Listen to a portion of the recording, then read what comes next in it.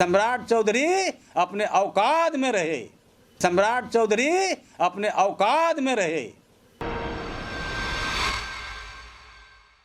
नमस्कार, आप देख रहे हैं डीटीवी भारत। मैं हूं अभिषेक मिश्रा। वक्त कितना बदल गया है। एक वक्त आया जब बीजेपी एमएलसी टुन्ना पांडे ने नीतीश कुमार को लेकर लगातार बयानबाजी की। मुख्यमंत्री नीतीश कुमार को न जाने क्या क्या कहा, और इस बयान के बाद जेडीयू इतनी तिलमिलाई कि उसने ये कहा, जेडीयू के जो बड़े नेता हैं, एमएलसी हैं मौजूदा वक्त में, संजय सिंह ने ये कहा कि मुख्यमंत्री नीतीश कुमार के खिलाफ अगर कोई उंगली उठेगी वो उंगली काट ली जाएगी। लेकिन इसी एनडीए में जेडीयू बीजेपी की हैसियत क्या है। जेडीयू भड़की, जेडीयू ने नाराजगी जताई, एमएलसी टुन्ना पांडे के खिलाफ बीजेपी को कार्रवाई करनी पड़ी। लेकिन उसी एनडीए में बीजेपी की हैसियत क्या है। जेडीयू के एक विधायक अपने ही सहयोगी दल बीजेपी के नेताओं को लगातार लताड़ रहे हैं, उनके खिलाफ लगातार बयानबाजी कर रहे हैं, उनकी हैसियत लगातार बता रहे हैं, और कोई कार्रवाई नहीं होती।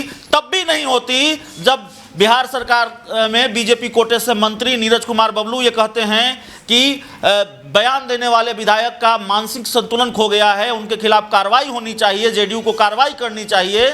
और बीजेपी नेताओं के खिलाफ बयानबाजी करने वाले डिप्टी सीएम तारकिशोर प्रसाद के खिलाफ बयानबाजी करने वाले वो नेता कौन हैं? जेडीयू विधायक गोपाल मंडल हैं।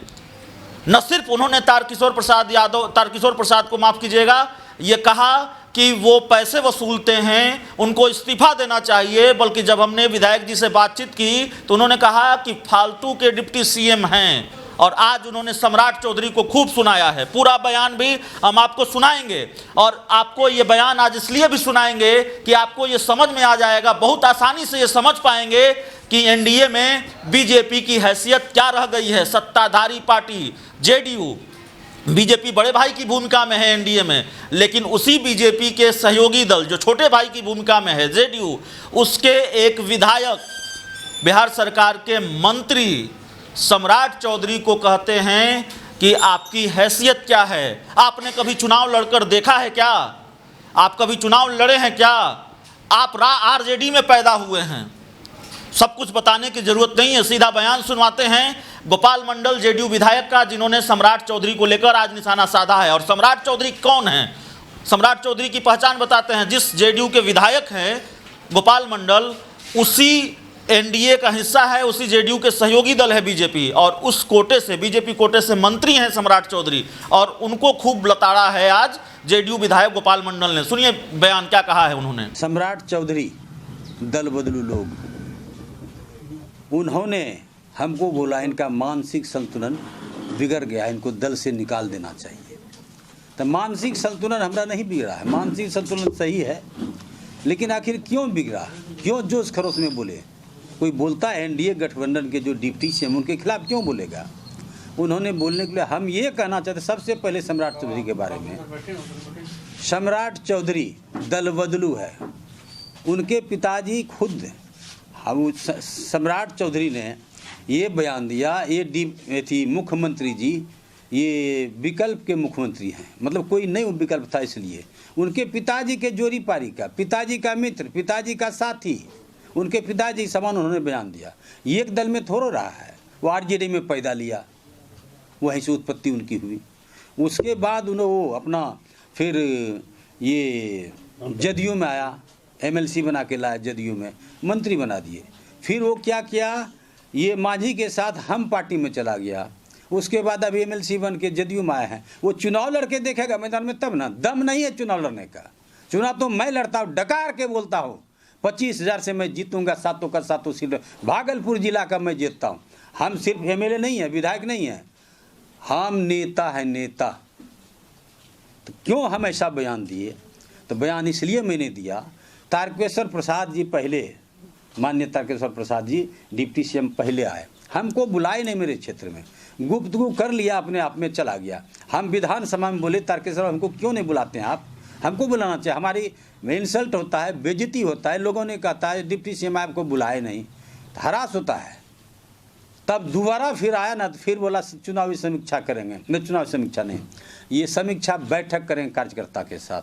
हम करीबन 200 कार्यकर्ता रात में 10 बजे तक बैठे रहे, और वो वहाँ गए नहीं गए। वहाँ जाने के बाद अपना सुरेश भगत जी लोजपा से चुनाव लड़े हुए थे, झबुआ भूमिहार जाति से वो निर्दलीय लड़े हुए थे, पहले भाजपा प्रखंड अध्यक्ष थे।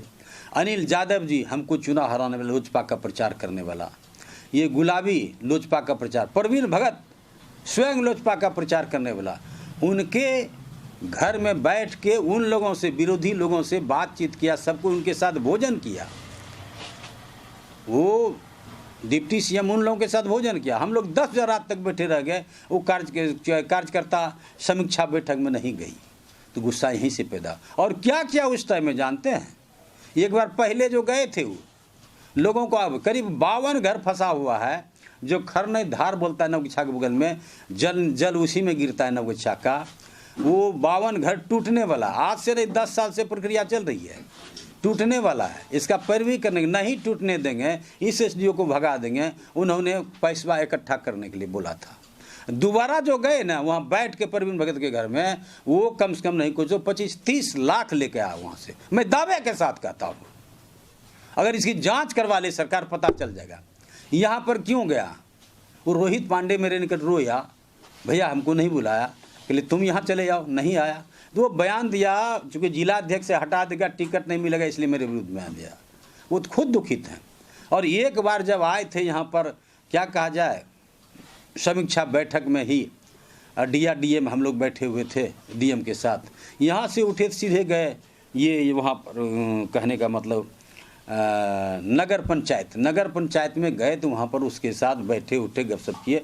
फिर वो उनके साथ चाय पीने के लिए राजेश वर्मा के यहाँ चला गया। चाय पीने के लिए ठीक है, जाना चाहिए, नगर पंचायत है, और न वो मेयर डिप्टी मेयर हैं, ये डिप्टी सीएम है, जाना ही चाहिए, क्योंकि उन्हीं के पास ये अथी है, मंत्रालय है, नगर विकास का मंत्रालय है, जाना ही चाहिए। अब की ब्याह क्या सोच के गए भोजन करने के लिए? जो रोहित पांडे को हराने का काम किया, 23 हज़ार वोट लाया रोहित पांडे, अपना बचने के लिए वो बयान देते हैं। ये भारतीय जनता पार्टी के प्रदेश अध्यक्ष बोलते हैं इनको दल से निकाला जाए।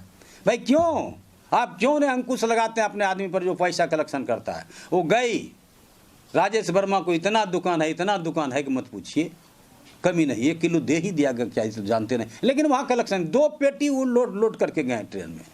ये मैं दावे के साथ था। इसलिए ऐसा करते हैं तो हमको गुस्सा आता ही है। गुस्सा है तो मैंने बयान दिया, कोनो गलत बयान नहीं दिया। मेरे दुश्मन के साथ दोस्ती करना, यहाँ रोहित पांडे के दुश्मन के साथ, हराने वाले के साथ दोस्ती करना, ये क्या डिप्टी सीएम अच्छा काम कर रहे हैं? बिल्कुल बुरा काम कर रहे हैं। मैं तो यह कहना चाहता हूँ, मैं प्रदेश अध्यक्ष और भाजपा के राष्ट्रीय अध्यक्ष को, भाई इनको ये डिप्टी सीएम पोस्ट से हटाया जाए। हमको क्या निकालेगा? हम तो छोटा कर्मचारी है। सच्चा सिपाही जब से समता पार्टी का गठन हुआ तब से उनके साथ हैं। निकाल दे, निकलने में कोई बात नहीं। राजनीति नहीं, सिर्फ ढुलमिल अपनी कुर्सी बचाने के लिए मैं राजनीति नहीं करता हूँ। मैं जनता के पक्ष में बोलने का काम करता हूँ। और उन्होंने 52 घर बचाने का वादा किया है। मैं आदरणीय मुख्यमंत्री से कहता हूँ, भाई अब जंचवा लीजिए मुख्यमंत्री जी, बात बनता है, हमको सस्पेंड कर देते हैं। बड़े लोगों से मुंह लगाते हैं, मुंह क्या लगाएंगे? जोरी पारी का आदमी है, उनको एक मंत्रालय दिया, तुम ये काम देख लो, हमको नहीं दिया है। सम्राट तो क्या बोलेगा? एमएलसी पर मंत्री बनने वाला, वो क्या बोलेगा? कभी चुनाव लड़के देखा है? चुनाव कैसा होता है? नहीं देखा है। इसलिए सम्राट चौधरी अपने औकात में रहे। पूरा बयान हमने आपको सुनाया है, इसके बाद कुछ कहने के लिए बचता नहीं है। एक सहयोगी दल के विधायक ने अपने दूसरे सहयोगी दल के नेता और खासकर सरकार के मंत्री के लिए जिस तरह की बात कही है और जिन लफ्ज़ों का इस्तेमाल उनके लिए किया है, इसके बाद लगता नहीं है कि कुछ बचा है कहने के लिए। अब आप अंदाज़ा लगाइए कि या तो जेडीयू बीजेपी की दोस्ती कहाँ जा रही है, या फिर बीजेपी की हैसियत क्या है जेडीयू के सामने, एनडीए में बीजेपी की हैसियत क्या है, बीजेपी क्या पूरी तरह से सरेंडर है, यह भी सवाल है। तो इस पूरी खबर में इतना ही, इस पूरी रिपोर्ट में इतना ही। बहुत बहुत धन्यवाद।